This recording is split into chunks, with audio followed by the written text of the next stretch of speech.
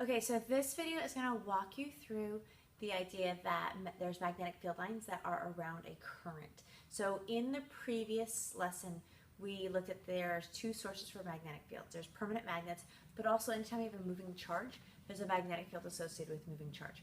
So if we have many moving charges, then we have a current. So this is going to be the magnetic field around a current. And the rule is that so let's kind of show this first. So there is a magnetic field associated with any moving charge.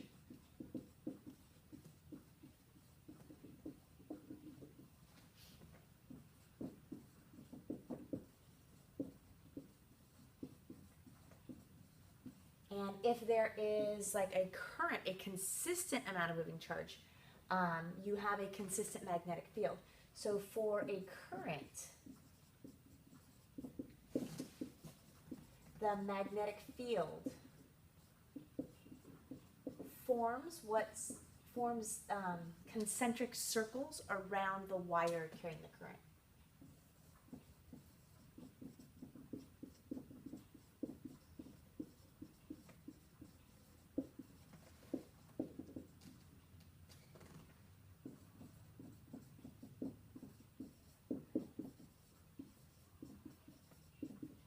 And something to note is that as you get further away from the wire, the magnetic field weakens.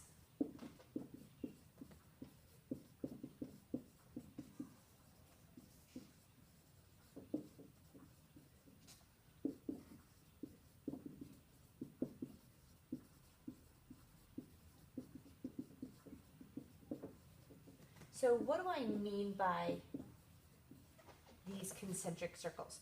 So if I have a wire, and if I have a current going up this wire, concentric circles means that the magnetic field lines are kind of going around the wire like this, and you could kind of visualize it, these kind of continuous things. And in terms of weakness, as you get further and further away from the wire, the magnetic field strength drops drastically. And in one of the labs that you're going to look at, you're going to kind of see how the distance from a moving charge affects the strength of the magnetic field. So you have these circles that are kind of going around. And in the previous lesson, we saw that magnetic field lines are supposed to point towards a south pole of a magnetic field, but it's hard to say which way those magnetic field lines are going because they're just going around in circles. So we have to have kind of like a notation that we agree on to show like which way are these circles going. Are they going in this direction or are they going in this direction? So that is where we have something called the right-hand rule number 1. So there's two right-hand rules that we're going to use in this unit. And right-hand rule number 1 shows the direction of a magnetic field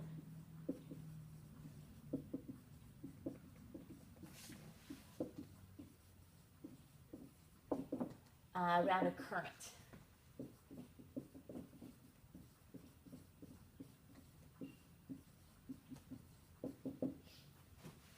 And so there's a particular finger assignment. You have to use your right hand, so it's called the right hand rule. So your thumb points in the direction of the current.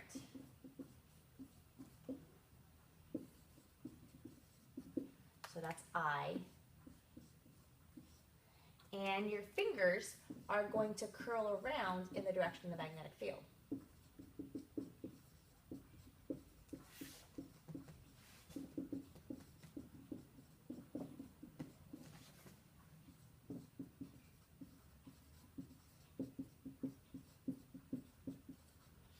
So that is your B. Or B is our symbol for magnetic field. Okay? So your thumb is going to go in the direction of the current, and your fingers are going to curl around in the direction of the magnetic field. So how does that kind of apply to this picture? So let me erase this, and if I were to show you and say, okay, again, my current's going upwards. We said that the current forms these circles, but the question is which way is the arrowhead? So I have my thumb is going to go in the direction of the current, so my thumb is going upwards.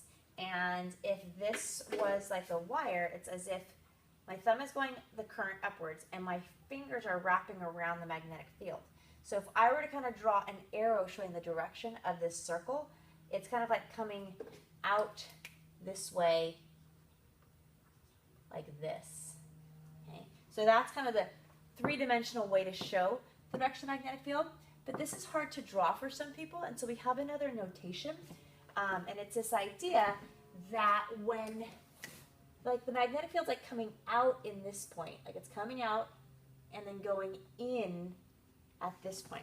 So we have this notation that says a dot represents going out, and an X, I guess, represents going in. So I could have an equivalent drawing.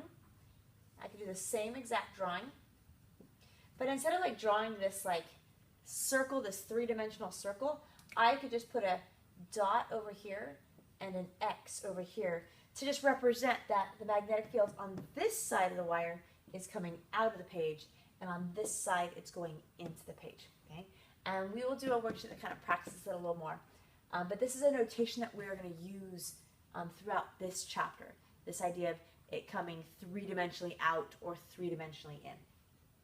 Now, this is if we just have like a single straight wire, and the magnetic field around a single straight wire is actually pretty weak. But if we can bend our wire such that my magnetic field could add up, we can get a stronger magnetic field. And we see that with loops. Okay, so for this, I'm just going to kind of... Okay, so imagine you have a wire, and there you just shaped it into the shape of a loop. And so if my current's going like this direction, and then this direction, and so it's going counterclockwise in my loop. What I want to look at is, what does the magnetic field look like around this loop of wire, but also just inside this wire. So we're going to be practicing our right hand rule number 1. And remember, for right hand rule number 1, your thumb is going to go in the direction of the current, and then your fingers are going to curl around to the direction of the magnetic field. So in this case, right here, my thumb is going to the right on the bottom of the loop. And so you can imagine like my fingers are curling around this wire. So here's my wire. My thumb is going this way, and my fingers are curling around it like this. So on the underside, my fingers are going into the page, and inside the loop, my fingers are coming out of the page. And so I would represent that as there being dots here, and then X's here, okay? And then if I look here, my thumb is going up, and again, here's my wire. My thumb is going up my wire, and my fingers are going around like this. So on this side of my wire, they're going into the page, but then on this side of the wire, they're coming out of the page. I'm sorry that it's refocusing. So again, I'd have X's here, and I'd have dots here. And then again, if I look here at this point, my thumb is going this direction, so my fingers are going in above my wire, and then they are curling out on the underside of the wire. So again, if I can model, here's my wire, they're coming out on the inside of my loop, but they're going in on the outside. So I'd have X's here, and I'd have dots here. And so result is that for a loop of wire,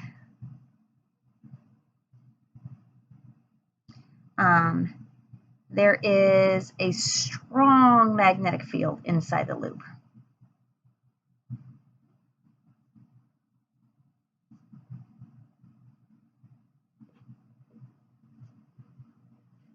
And it's to the point where we would actually have a big enough magnetic field we could actually measure that. And this idea of a wire having a magnetic field around it whenever there's a current running through the wire, this is considered an electromagnet. When I have a strong enough magnetic field that I could actually influence something else with that magnetic field. So oftentimes when we have our loops of wire, or we have wire, we end up looping them such that I can have all these magnetic field lines add up in the middle. I mean, you can imagine there's all these field lines inside here, and collectively they add up to have a really strong magnetic field. Now this is just one loop of wire. You can imagine if I had many loops of wire. So if I have many loops of wire, and many loops of wire is a special device. It is called a solenoid.